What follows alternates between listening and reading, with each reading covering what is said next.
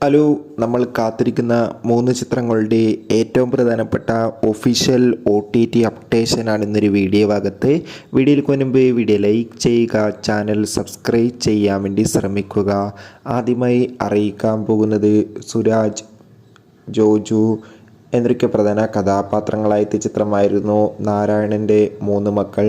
ചിത്രം ഇപ്പോൾ മുതൽ ആമസോൺ പ്രൈം വീഡിയോസ് എന്ന OTT പ്ലാറ്റ്ഫോമിലൂടെ ലഭ്യമാണ്. ചിത്രത്തിന് വേണ്ടി എത്ര പേര് കാത്തിരുന്ന് കമൻറ്റ് ചെയ്യുക. അടുത്തതായി അറിയിക്കാൻ പോകുന്നത് വിനീത് ശ്രീനിവാസൻ, ബാബു ആൻ്റണി എന്നൊക്കെ പ്രധാന കഥാപാത്രങ്ങളായെത്തിയ ചിത്രമായിരുന്നു ഒരു ജാതി ജാതകം.